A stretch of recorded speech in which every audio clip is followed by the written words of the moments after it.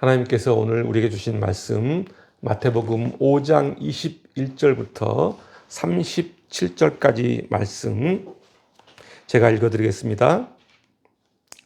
옛사람에게 말한 바 살인하지 말라, 누구든지 살인하면 심판을 받게 되리라 하였다는 것을 너희가 들었으나 나는 너희에게 이르노니 형제에게 노하는 자마다 심판을 받게 되고 형제를 대하여 나가라 하는 자는 공회에 잡혀가게 되고 미련한 놈이라 하는 자는 지옥불에 들어가게 되리라.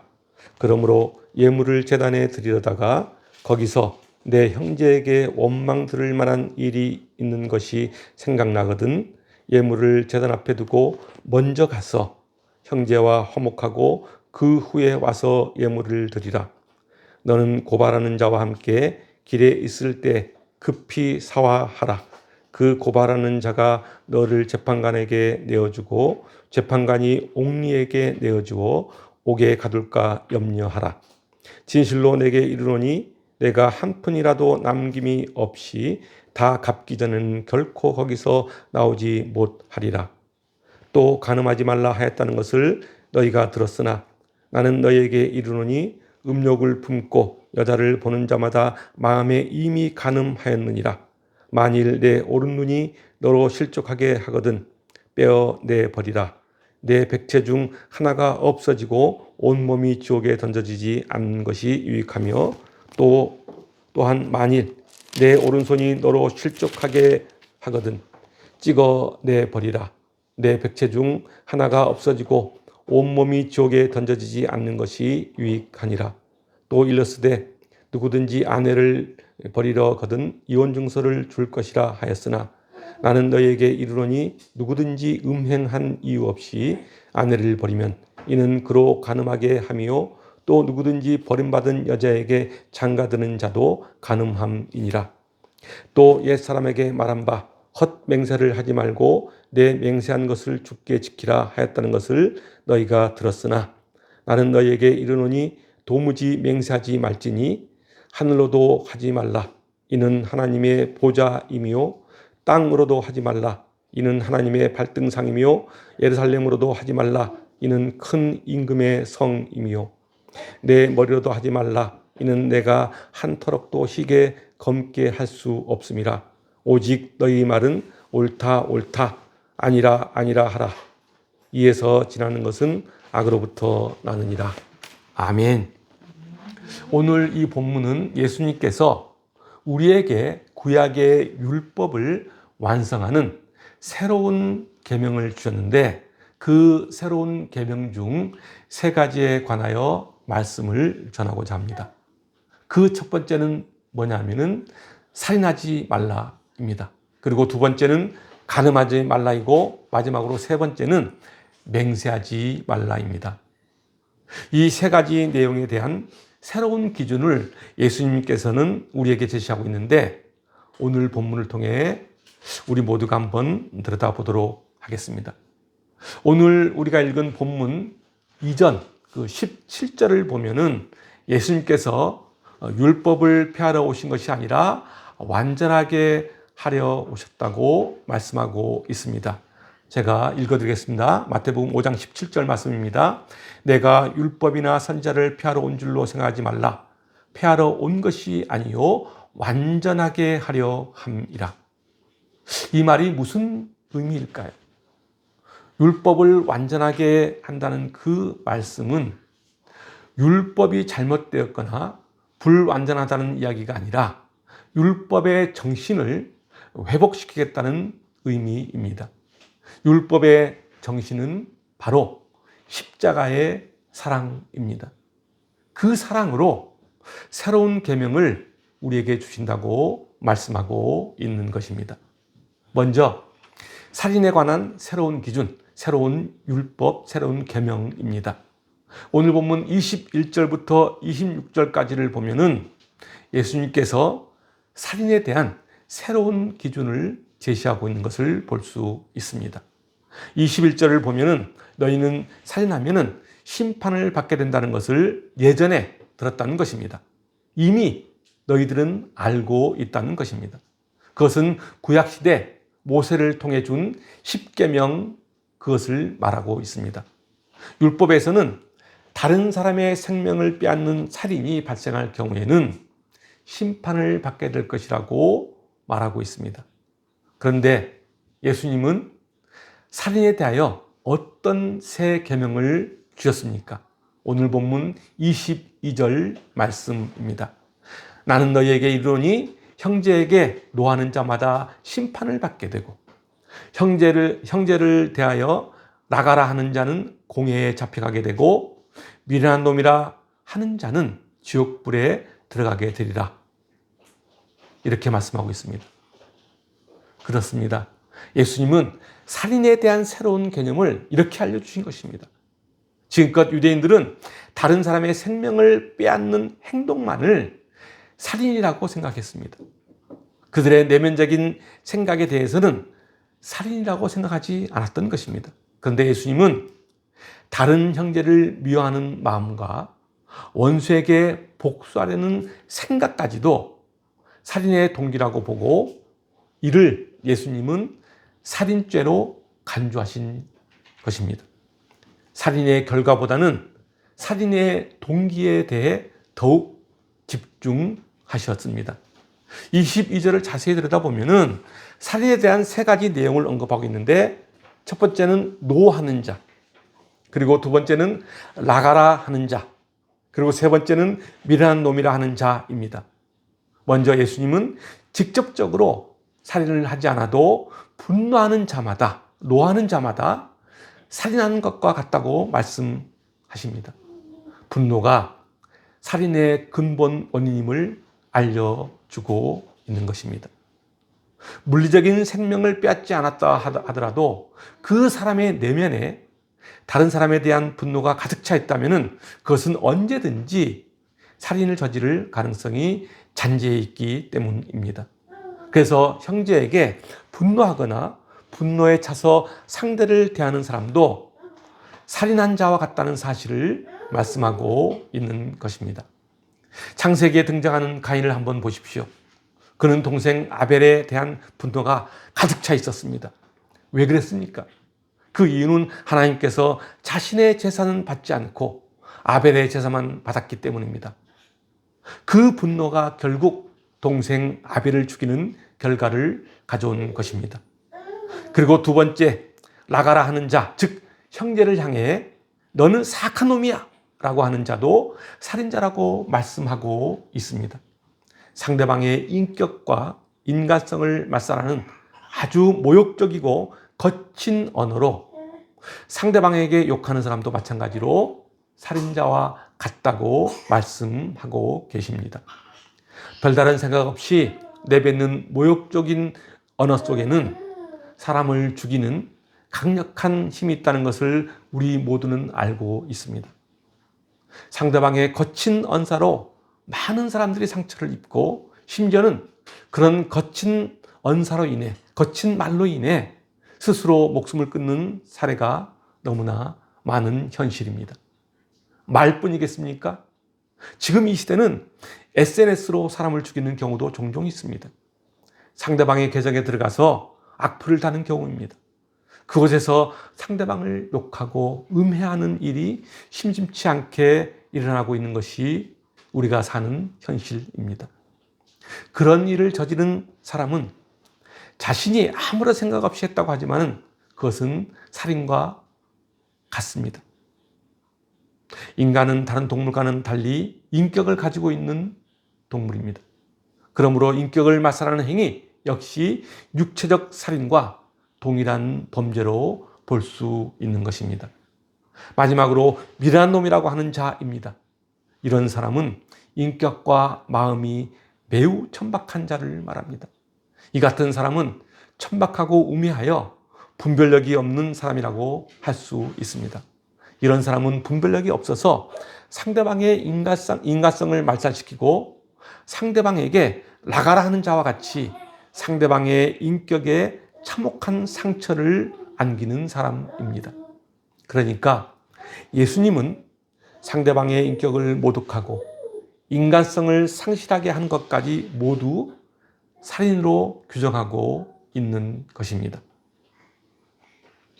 그리고 오늘 본문 27절부터 32절까지를 보면은 예수님께서 간음에 대한 새로운 기준에 대하여 말씀하고 있습니다. 살인하지 말라와 함께 우리가 중요하게 생각해야 할 계명이 바로 간음하지 말라입니다.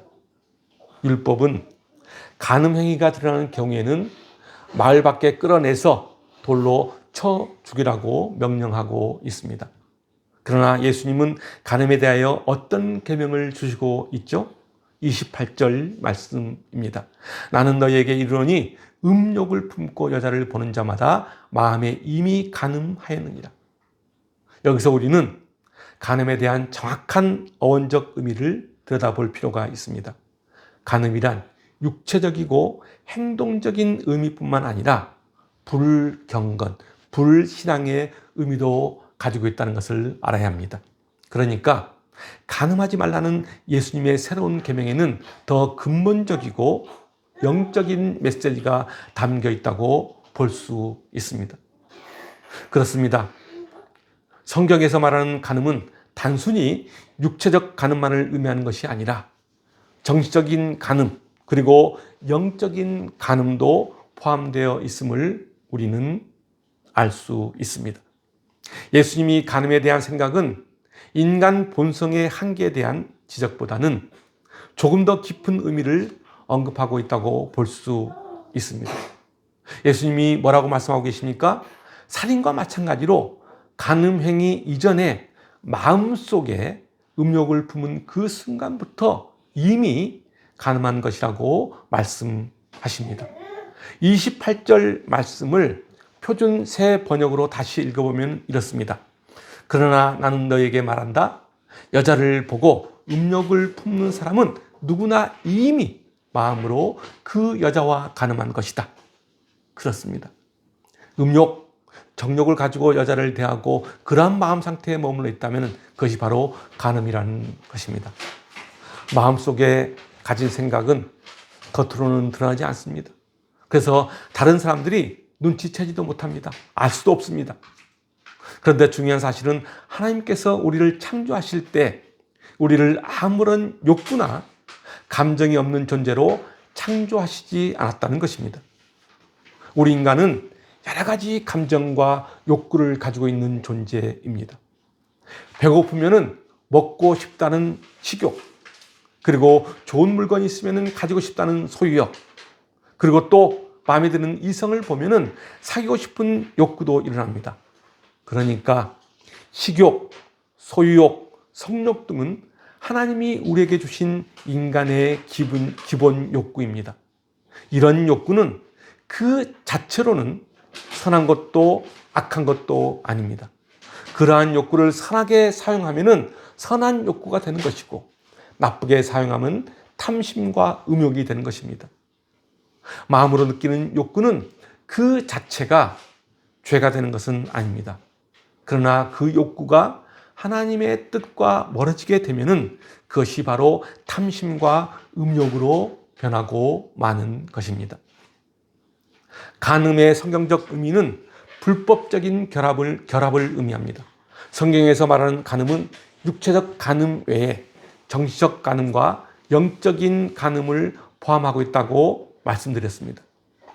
육체적 간음은 배우자 외에 다른 상대와 성적으로 결합하는 것을 말하고, 정신적 간음은 육체적으로 결합하지 않았지만 음욕이 가득한 눈으로 이성을 바라보는 것, 마음속에서 저지르는 온갖 부정한 일이 여기에 해당합니다. 그리고 영적인 간음은 탐욕, 우상 숭배 등을 말합니다. 하나님 이외에 다른 어떤 것을 섬기고 사랑하고 신뢰하는 것이 있다면 그것이 바로 영적 간음에 해당되는 것입니다. 그러니까 간음이란 하나님께서 구별하신 것을 제대로 구별하지 않고 몸으로든 마음으로든 영적으로든 부정하게 결합하는 것이 바로 간음이라는 것입니다. 이것이 바로 주님께서 우리에게 새롭게 알려주신 간음에 대한 총체적인 의미입니다. 그러나 주님은 여기서 머무르지 않습니다. 간음할 수밖에 없는 인간의 본성을 넘어서는 결단을 요구하고 있는 것입니다. 죄에 대해 단호하게 결단을 내리라고 요구하고 있습니다. 29절과 30절 말씀입니다. 만일 내 오른 눈이 너로 실족하게 하거든 빼어내버리라. 내 백체 중 하나가 없어지고 온몸이 지옥에 던져지지 않는 것이 유익하며, 또한 만일 내 오른손이 너로 실족하게 하거든 찍어내버리라. 내 백체 중 하나가 없어지고 온몸이 지옥에 던져지지 않는 것이 유익하니라. 주님이 어떻게 말씀하고 있죠? 눈으로 인해 실족하면은 눈을 빼어버리라고 말씀하시고, 손으로 인해 실족하면 그 손을 찍어내버리라고 말씀하십니다. 죄를 범하는 신체 부위를 제거하라고 말씀합니다. 아주 극단적인 방법을 제시하고 있습니다. 예수님의 이러한 가르침은 우리가 도저히 따를 수 없는 힘든 가르침, 힘든 규정입니다. 그렇다면 왜 이렇게 따를 수 없는 규정을 우리에게 제시하고 있는 걸까요? 그 이유는 간단합니다. 여기서 언급하고 있는 오른 눈과 오른손은 단지 육체의 눈과 손을 의미하지 않습니다. 여기서 말하는 눈과 손은 유혹의 뿌리를 의미합니다. 그러니까 영적으로 어두워지면은 죄의 뿌리를 건절하지 못하고 결국 실족하게 된다는 말입니다. 그렇습니다.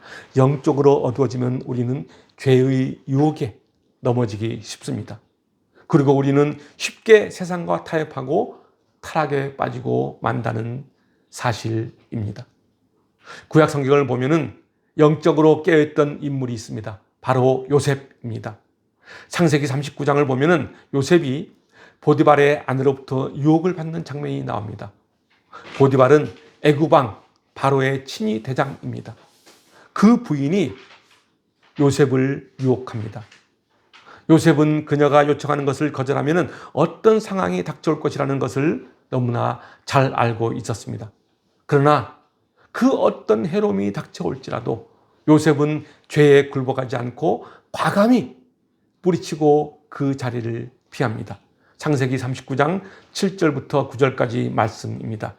그 후에 그의 주인의 아내가 요셉에게 눈짓하다가 동침하기를 청하니 요셉이 거절하여 자기 주인의 아내에게 이르되 내 주인이 집안의 모든 소유를 간섭하지 아니하고 다 내 손에 위탁하였으니 이 집에는 나보다 큰 이가 없으며 주인이 아무것도 내게 금하지 아니하였어도 금한 것은 당신뿐이니 당신은 그의 아내임이라. 그런즉 내가 어찌 이 큰 악을 행하여 하나님께 죄를 지으리까? 보디발 친위대장이 자신의 모든 소유를 요셉에게 맡겼지만 보디발의 아내 당신만은 금하라고 하였다는 것입니다. 그러면서 마지막에 뭐라고 말하고 있죠? 내가 어찌 큰 악을 행하여 하나님께 죄를 지으리까? 라고 요셉은 말합니다. 하나님의 영이 함께한 사람의 답변입니다. 요셉이 보디발 아내의 유혹을 피할 수 있었던 가장 큰 이유는 요셉의 마음 속에 하나님의 영이 가득 차 있었기 때문입니다. 그렇습니다. 주님의 영이 우리 안에 가득 채워져 있으면 우리의 마음과 생각을 죄와 음욕으로부터 지켜나갈 수 있는 것입니다. 오늘 본문 31절을 보겠습니다. 또 일렀을 때 누구든지 아내를 버리려거든 이혼 증서를 줄 것이라 하였으라 라고 말씀합니다.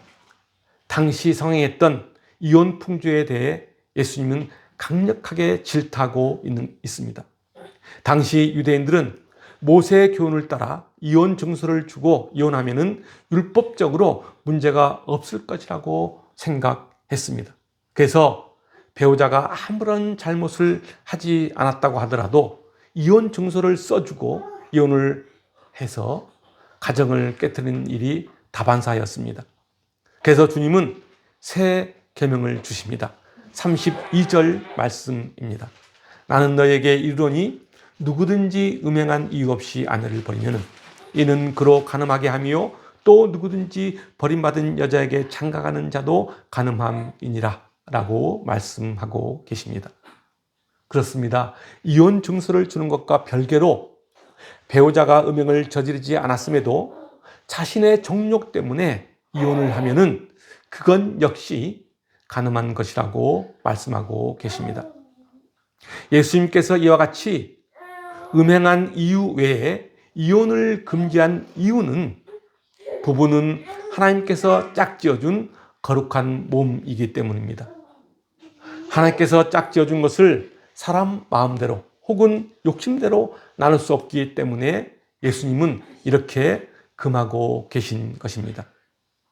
예수님께서 이렇게 이혼에 대한 새로운 교훈을 주시는 이유는 배우자와 가정은 하나님께서 주신 가장 소중한 공동체이기 때문입니다.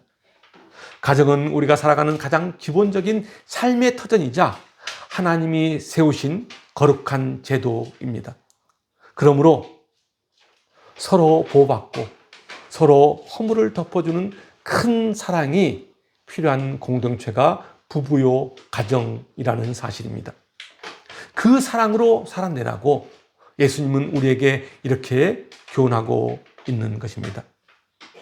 오늘 본문 33절부터 37절까지는 맹세를 남용하거나 악유하는 자들에 대한 경계의 말씀을 하고 계십니다.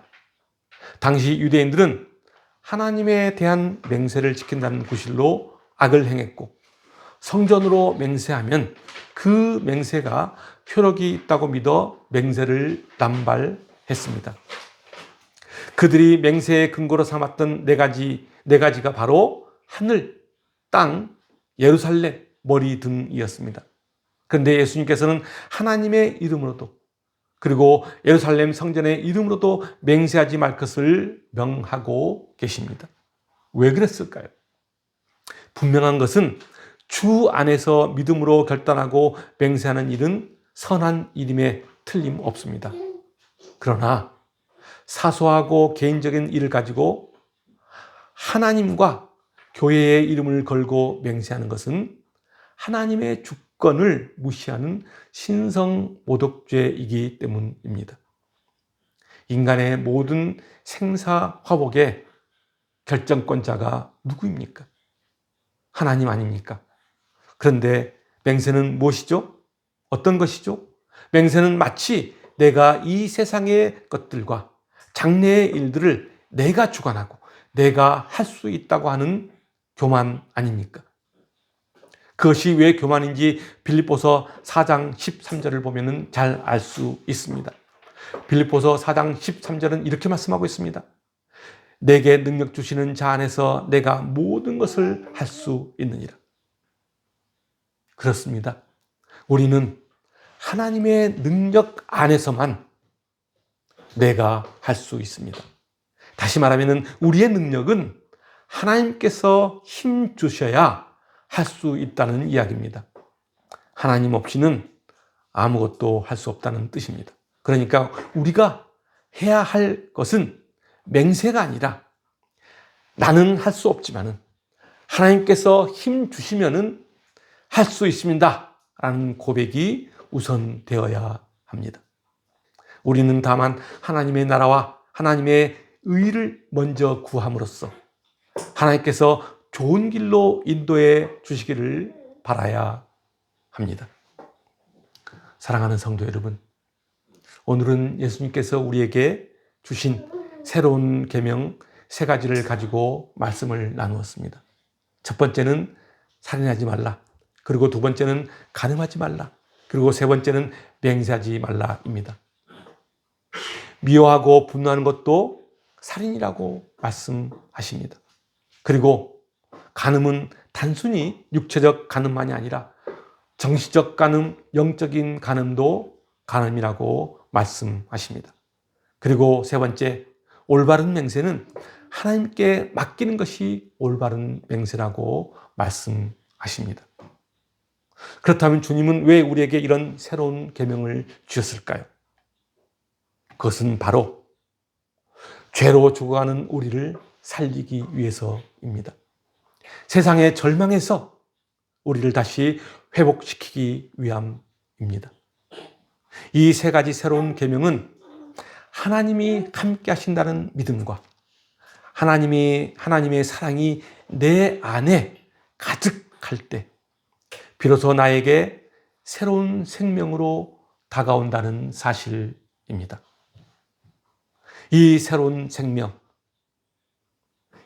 생명은 나를 살리고 이웃을 살리는 힘이 있습니다. 여러분 모두가 이 새로운 계명, 이 새로운 생명을 내 안에 품음으로써 새 생명으로 거듭나는 성도가 되시길 주님의 이름으로 축원합니다. 기도하겠습니다.